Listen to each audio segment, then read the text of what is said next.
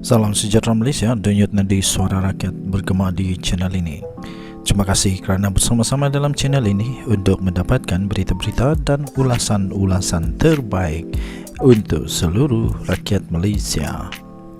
Bagi anda yang pertama kali bersama-sama dalam channel ini, sila tekan butang subscribe, like dan share. Malaysia kita punya, cintai Malaysiaku, kita jaga kita. Sekali lagi, bagi anda yang pertama kali, sila tekan butang subscribe, like dan share. Kita mulakan berita menarik hari ini.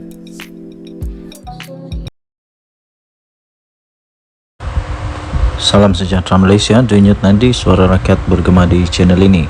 Berita terkini daripada malaysiakini.com. Bertajuk PM berkata harga barang keperluan jauh lebih rendah berbanding dulu. Berita penuh. Harga barangan keperluan seperti ayam, telur dan minyak masak masih rendah dan stabil jika dibandingkan ketika di bawah pentadbiran kerajaan yang terdahulu, kata Perdana Menteri Datuk Seri Anwar Ibrahim. Beliau yang juga adalah Menteri Kewangan berkata, masih ada sesetengah pihak yang menyelar kerajaan Madani seolah-olah tidak melakukan apa-apa bagi menangani soal kos sara hidup rakyat. Beliau berkata, jangan lupa pada sekitar 2021-2022 harga ayam adalah RM13 sekilogram. Sekarang jauh lebih rendah, yang ada ialah RM9 per kilogram dan RM9.50 per kilogram. Dia pembangkang ingat kita lupa masa dia jaga mentadbir kerajaan, harga minyak masak 5 kg mencecah RM45 hingga RM50. Sekarang sekitar RM27.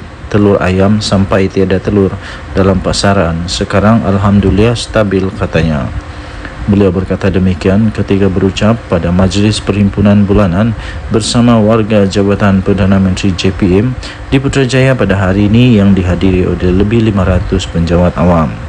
Turut hadir adalah Timbalan Perdana Menteri Datuk Seri Fadilah Yusof, Ketua Setiausaha Negara Tan Sri Muhammad Zuki Ali dan Ketua Pengarah Perkhidmatan Awam Datuk Seri Wan Ahmad Dahlan Abdul Aziz. Anwar dalam pada itu berkata, kegiatan sindiket penyeludupan yang membabitkan beberapa anggota Jabatan Kastam Diraja Malaysia amat menyedihkan. Lebih-lebih lagi, jabatan itu terletak di bawah Kementerian Kewangan. Orang yang meremehkan isu rasuah lupa bahawa dalam satu jabatan kecil dari pasukan keluarga kastam itu masih boleh sebabkan kerugian hampir 2 bilion ringgit Malaysia kepada negara. Tambahnya, bayangkan kalau ini berlaku dengan ketirisan minyak diesel, minyak masak yang diambil oleh kalangan tertentu. Kalau kita boleh kumpulkan semua, kita boleh selamatkan puluhan bilion ringgit, katanya.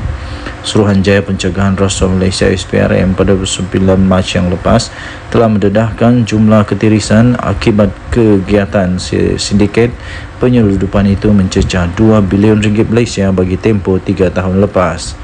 Ketua Pesuruhjaya SPRM Tan Sri Azam Baki dilaporkan berkata, setakat ini 34 anggota penguatkuasa dan 27 individu serta pemilik syarikat telah ditahan menerusi Opsamba 2.0 kerana melindungi dan memudahkan aktiviti penyeludupan sindiket itu. Opsamba 2.0 merupakan operasi diketuai oleh SPRM bersama Lembaga Hasil Dalam Negeri LHDN dan Bank Negara Malaysia BNM bagi memerangi aktiviti rasuah pegawai agensi penguasaan yang melindungi aktiviti penyeludupan sejak 2017 hingga kini. Anwar seterusnya menekankan aspek penguatkuasaan bagi membendung ketirisan kerajaan dan menurutnya, sebagai kerajaan bertanggungjawab, semua pihak perlu memikirkan kaedah terbaik dalam memastikan bantuan dan subsidi disalurkan kepada golongan sasar seperti yang dilakukan menerusi penyasaran semula subsidi elektrik.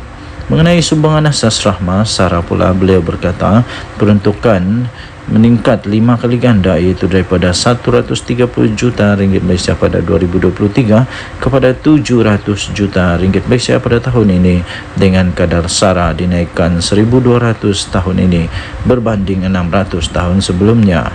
Malah kumpulan penerima sumbangan berkenaan juga ditambah dan diperluas kepada 700,000 penerima dalam tempoh dalam kategori miskin tegar dan miskin pada tahun ini berbanding hanya 210,000 merangkumi golongan miskin tegar pada 2023. Berita daripada bernama diterbitkan semula di malaysiakini.com. Denyut nadi suara rakyat bergema di channel ini.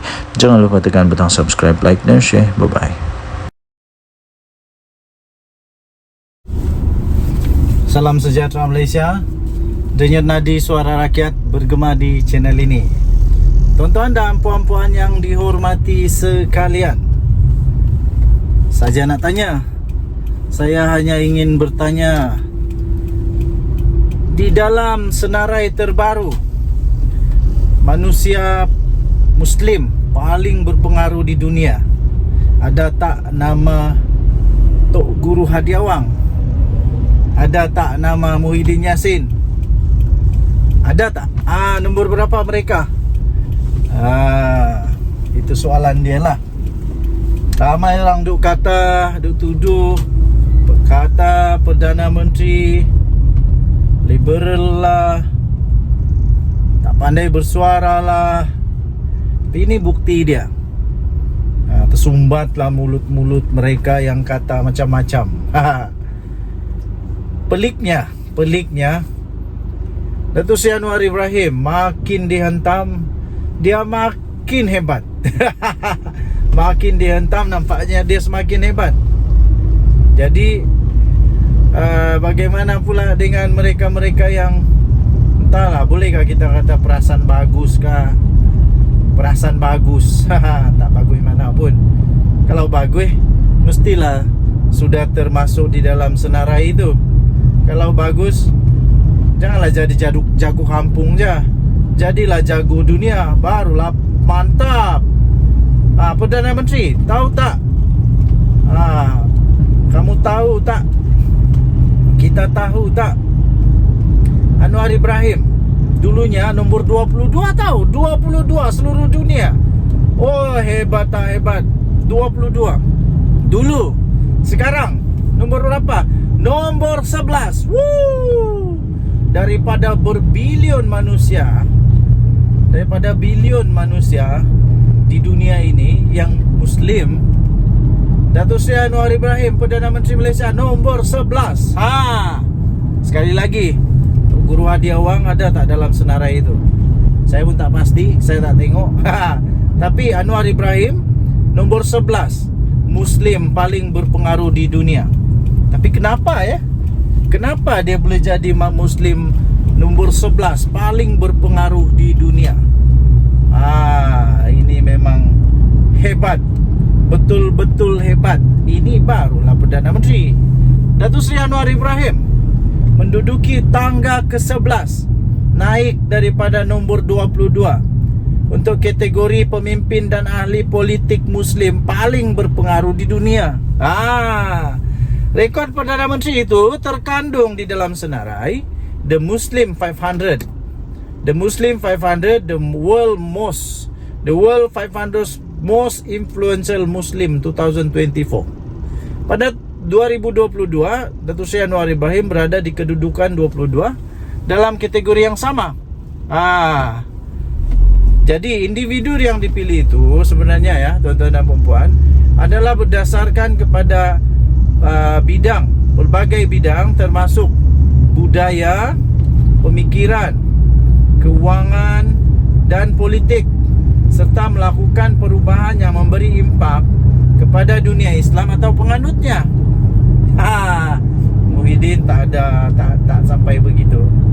Hadiawang pun tak sampai. Mahathir jauh sekali. Bau-bau pun tak ada Mahathir. Malaysia di bawah Perdana Menteri ke-10 menyaksikan beberapa pencapaian yang telah diiktiraf oleh dunia. Antara yang capaian Perdana Menteri kita yang hebat sangat ni adalah kedudukan dalam Indeks Persepsi Rasuah atau CPI 2023 naik sebanyak 4 tangga, iaitu daripada 61 ke 57 daripada 180 negara yang telah dinilai. Woi, ini hebat nih. Hebat. Belum pernah ada Perdana Menteri yang begini hebat tahu. Peningkatan skor itu susulan daripada siasatan, tangkapan serta sabitan kepada kes-kes yang berprofil tinggi SPRM sepanjang tempoh 2 tahun yang lalu. Dalam masa yang sama, Malaysia turut disenaraikan di dalam kedudukan kelima, nombor 5 ya, daripada 10 negara paling gembira di dunia. Woi, paling gembira di dunia. Memang ramai orang yang meroyan lepas ni. Ada macam-macam lah kata itu ini. Sebelum kata cermin diri dulu. Inilah Perdana Menteri kita. Maukan perpaduan. Ini yang kita mau. Inilah yang terbaik. Ini barulah Perdana Menteri. Bukan sahaja dirinya sendiri yang meningkat, negara turut meningkat. Ini barulah Perdana Menteri. Muhyiddin Yassin, apa dia buat waktu jadi Perdana Menteri? Ada sesiapa boleh jawab tak? Muhyiddin Yassin waktu dia jadi Perdana Menteri, apa yang dia buat? Laporan tahun keempat Projek Minda Global, Mental State of the world, berdasarkan 47 aspek kesihatan mental dalam 6 kategori, iaitu emosi, pandangan diri sosial, pemacu dan motivasi. Sambungan minda-minda, kognisi, kebolehsesuaian serta daya tahan. Rata-rata mengagumi pencapaian Perdana Menteri kita dari tangga ke-11. Di tangga ke-11, Muslim yang berpengaruh. Dalam masa yang sama, rakyat mengalu-alukan beliau untuk terus memimpin negara Malaysia. Terbaik PM Anwar, diktiraf dunia, hebat PM10 kita. Semoga berjaya mendapat tempat pertama di dunia pula lepas ni. Amin, kata salah seorang yang bagi komen. Kemudian ada juga orang boleh bagi komen pula, moga Allah Subhanahu Wa Taala memberi kesihatan berpanjangan dan dipermudahkan segala urusan dunia dan akhirat. Ada lagi kata, kita rakyat Malaysia, apabila berdoa, jangan lupa sisipkan doa. Kemajuan ekonomi kita tercapai dan terpelihara, dan menguatkan lagi usaha PM10. Demikian antara komen daripada warga maya. Saya ingin mengajak seluruh rakyat Malaysia, tak kiralah apa agama, mari kita sama-sama dalam doa kita. Selepas ibadah, apa sajalah agama kita, sisipkanlah doa untuk pemimpin-pemimpin negara kita. Terutamanya kita doakan ke bawah duli yang maha mulia Seri Paduka Baginda yang di-Pertuan Agong. Semoga pemerintahan Baginda Sultan Ibrahim yang menjadi agung kita sekarang dirahmati oleh Tuhan. Dan kita berdoa semoga pemerintahan Baginda akan berkekalan lama, dan kemakmuran negara akan terus menerus berkembang maju. Kita doakan juga pemimpin-pemimpin yang lain, Perdana Menteri, semua exco dalam kerajaan, YB, MP dalam kerajaan, pembangkang juga. Doakan semuanya. Semoga negara Malaysia akan terus dirahmati oleh Tuhan Yang Esa.